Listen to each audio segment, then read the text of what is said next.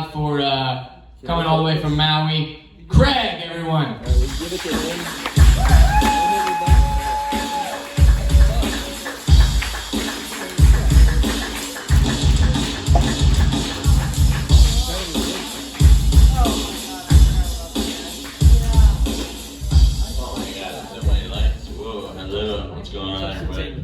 Woo! My name's Craig-H-Bradley, in case I run for president. I identify as cool. Everywhere I've been going, I've seen these signs that say, stay hydrated, stay cool. I'm like, no problem, man, that's easy for me. Anyway, I also identify as funny, goofy, silly. I'm a tourist. I come from a place where weed is not legal, so when you're a weed tourist, it's so fun right now because it's changed. The whole world's changed. Not where I live. I still only get 2 kinds where I live, but I can go to the store now and get 50. It's a big, and they have these little drinks that have 100, 500, 1,000 milligrams in a little drink. I'm experimenting with weed for the first time since I was 12, and I've been smoking it the whole time. It's you can't smoke 1,000 milligrams of weed, no matter how hard I try, I'm pretty sure. Anyway, so if I seem a little goofy, I drank 200 milligrams for this. But anyway, it's wonderful. I just drove across the United States and back, and went to recreational dispensaries. All the way in Maine, I went to one, and all the way up back. Anyway, it's another story. I grew up in Marin, where, you know, if unless your parents give you their house or trust fund, you gotta assume you're moving somewhere else. So now he's cheap compared to Marin. I also like to say I've been serving tourists for a long time, and I also like to say, if you grew up in Marin, you end up going 1 of 2 places, either Stanford or drug rehab. Or right in the middle, I went to Santa Rosa Junior College. I'm a proud graduate of Santa Rosa Junior College.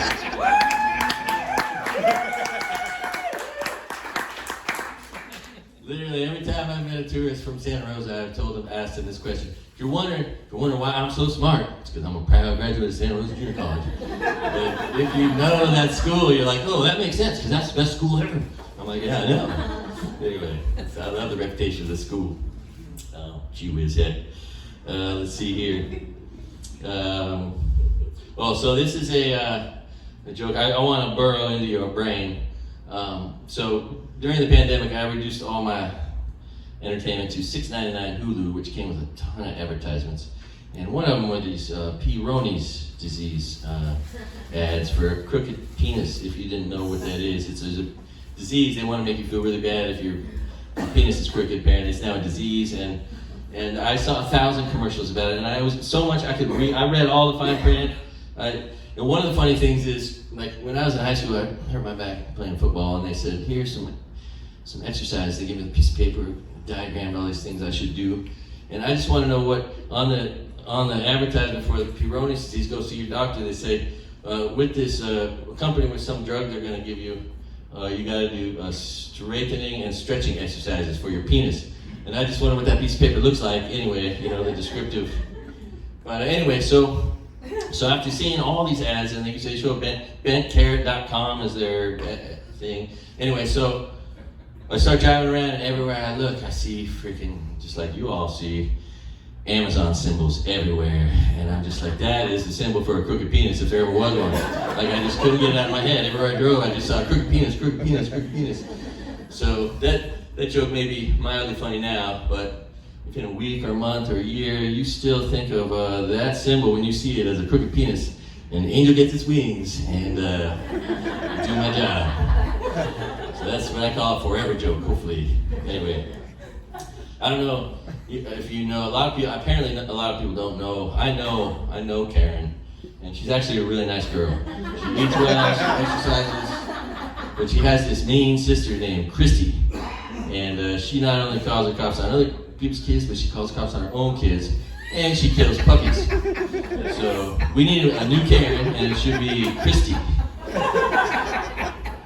Well, this is a good one. Now, this is going to be a common street joke pretty soon. I'm sure you're going to be on Saturday Night Live pretty soon. I'm sure 1,000 other guys thought of it at the same time. As soon as I saw this news of this beautiful woman running for president. I thought, oh, she's pretty, I'm about the same age, she's pretty attractive. She's the first president I'd like to fool around with. So she's America's first PILF. Anyway.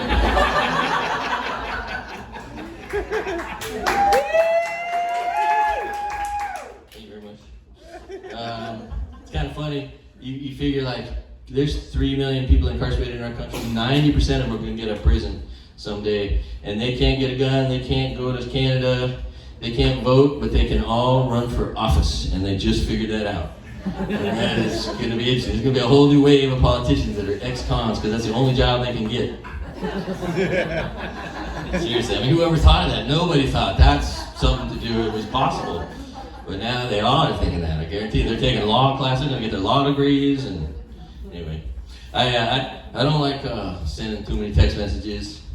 So I like sending my friends text messages, just say, text message. And the next day I'm like, hey bro, you get my text message?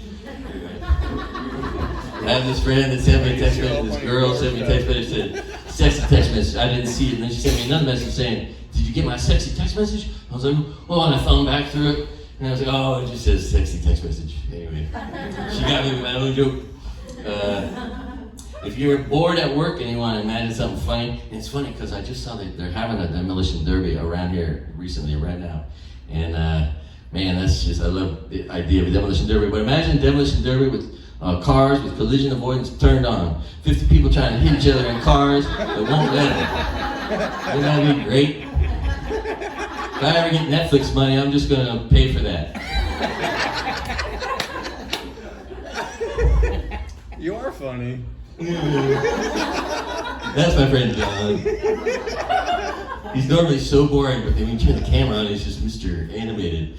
Anyway, I don't know if you noticed Jonah Hill, but all of a sudden he looks like a man. You know, like he was 14 for 30 years, and then all of a sudden, like his balls dropped in his 40s. Imagine his balls dropped and then they dropped again because he was in his 40s. But all of a sudden, he looks like a man. But when he was like 40, he still looked 14. And he was playing roles as a 14-year-old. Anyway. Shoots. So in Hawaii, I had this job. Who knew this was a job? I laid people for a living. Paid me $60 grand a year just to lay people at the front door.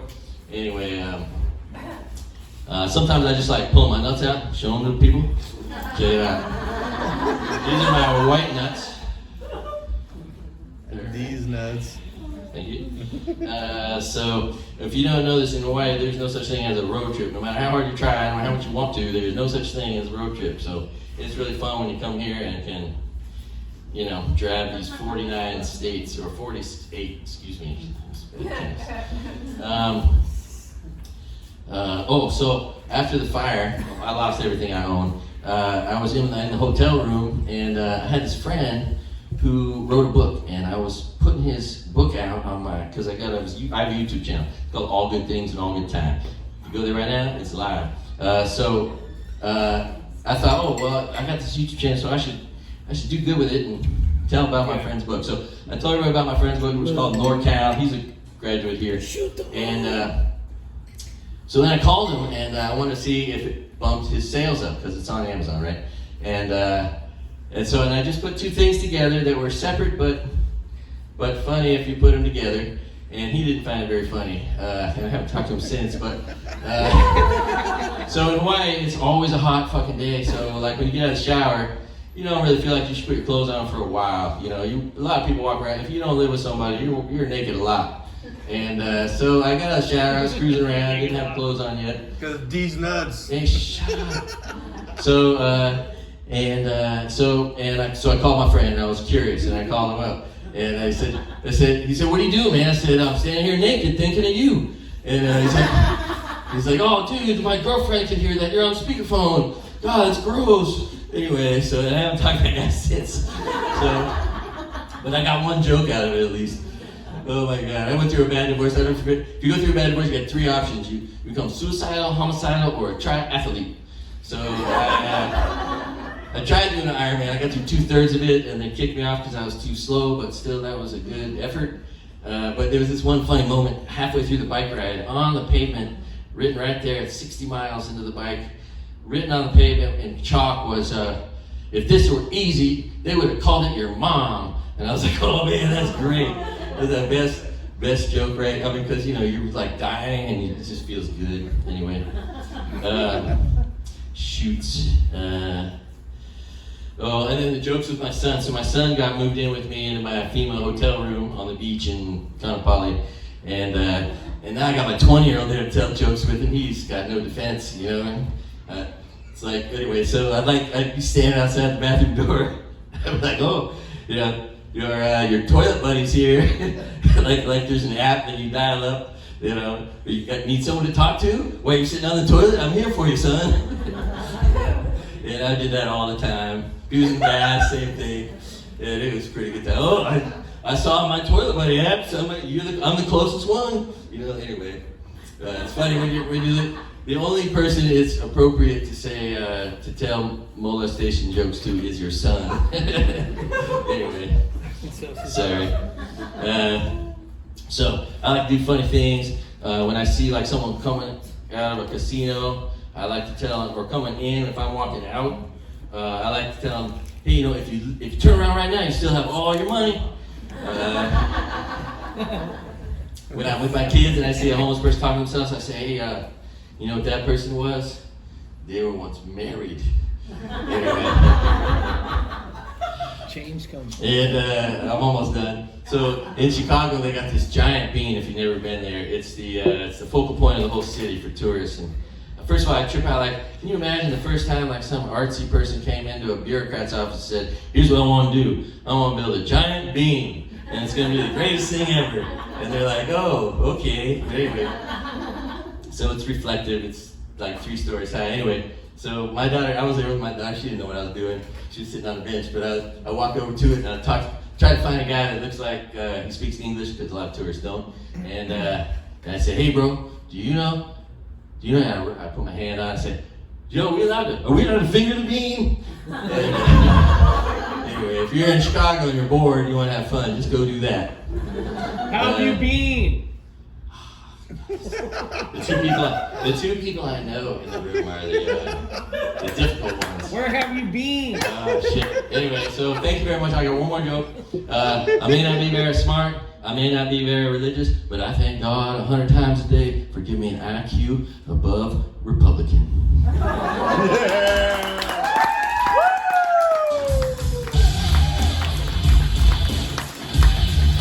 Maui strong, baby. Maui strong. Maui strong. Give it up for Craig one more time. You guys ready for your headliner tonight? Yeah! All right. Let's let these guys finish loving on each other. Just give them a minute. I was gonna heckle, but I couldn't. All right, you two better be quiet for this set. This guy is not your friend. But But, are you ready for your headliner?